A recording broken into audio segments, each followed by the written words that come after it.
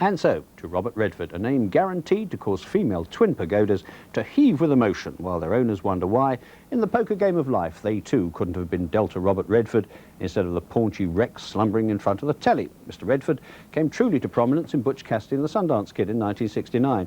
Before that, as the screenwriter William Goldman said, he was just another Californian blonde. You could throw a stick on Malibu Beach and hit 6 of him. Well, if that was ever true, it rapidly ceased to be so.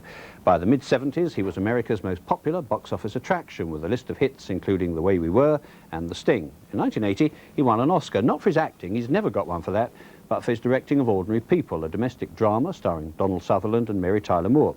In between making movies, only 3 in the last 7 years actually, he campaigns for liberal causes and environmental issues and spends much of his time in Utah, where he owns a ranch, a horse farm, a ski resort and several thousand acres of land, just like you and me, I dare say. He also runs the Sundance Institute, a centre where budding young filmmakers can gain experience.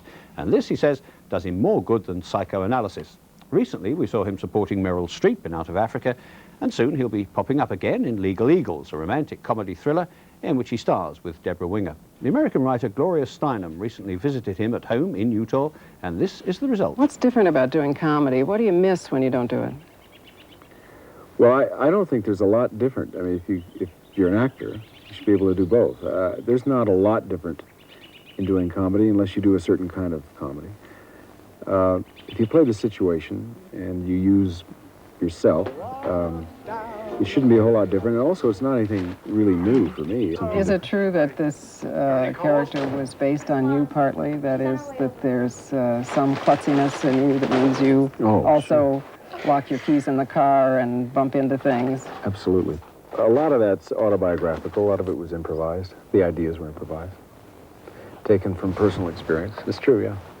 Is it true that you're personally very funny? People keep telling me that you're the Well, funniest you tell person. me, Gloria, I mean...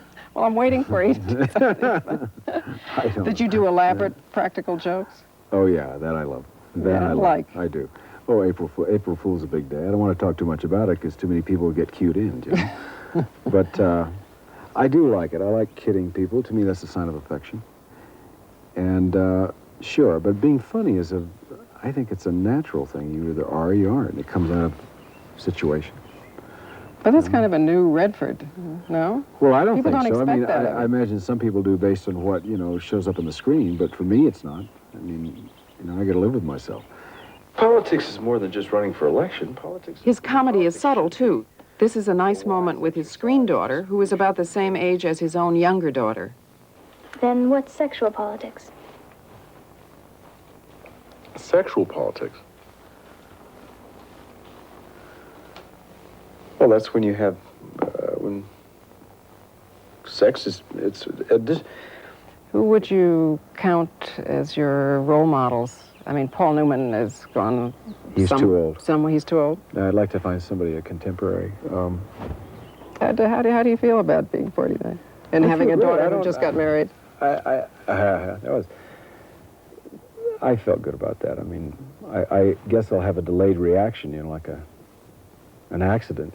You wake up and feel differently about it later. I mean, it was kind of a state of shock. I just wasn't ready. It just seemed to be happening so fast. Suddenly there it was, and I was looking at a little girl I used to carry around on my shoulders, and suddenly there it was, getting married, and that was tough.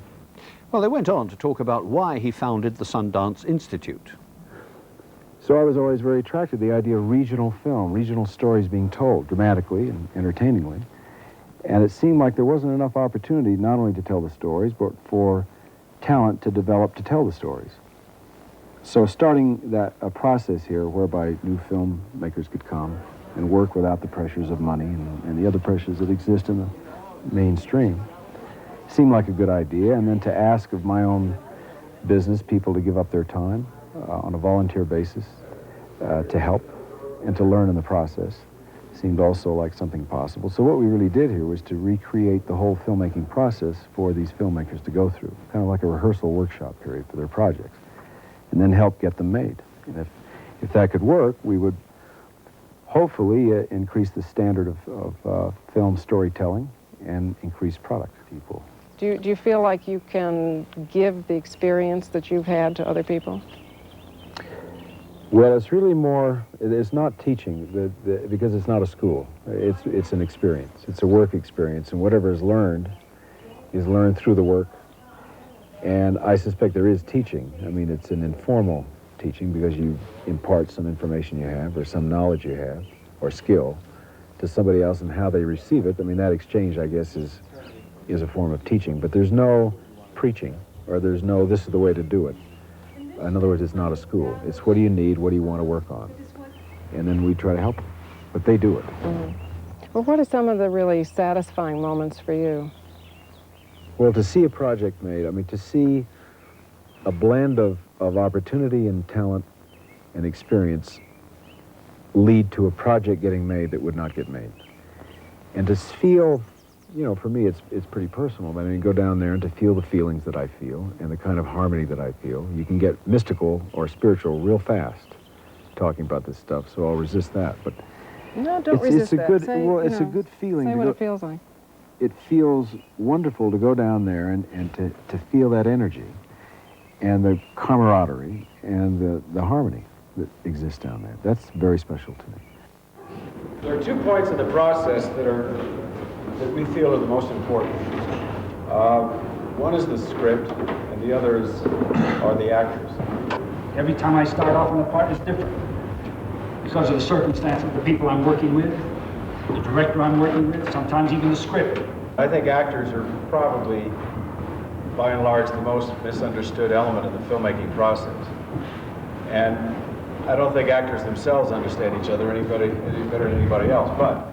You once said that you couldn't go on acting forever. Is that really true? Could you imagine a life without acting? Yeah, I can imagine life without acting. I like it, and I wouldn't do it if I didn't. And I wouldn't do it if it wasn't the thing I did best.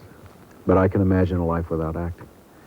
And it's not something I think I have to do the rest of my life. I'll do it as long as I enjoy doing it. Well, it's taken me a lot of years to figure out the proper way to keep this kind of balance where you can keep this place looking like it does now and still put something on it that allows you to keep it. Redford's concern for politics in general and environmental issues in particular led him to endorse Jimmy Carter in '76 and Gary Hart in '84. And a person who will bring us into the... Would you ever consider running? No, I mean, I can't get anywhere on time, for one thing. I can't... politics is a complicated, situation. I have a keen interest in politics, but no interest in running. The trouble with it is that when you deny it, you sound like every politician who's about to run for something. Because they usually begin their campaigns by saying, I absolutely have no interest in running. I refuse, I'm not, forget it. And then, of course, there they are saying, and I'm going to do the best job for us, and you're going to stick with me, and it's all going to work. So when I come out and I say, it's not true, they say, yes, but could you tell us when you're going to start your campaign? Interesting fellow. I'm sorry to hear he plays practical jokes, though. I hate people who play practical jokes.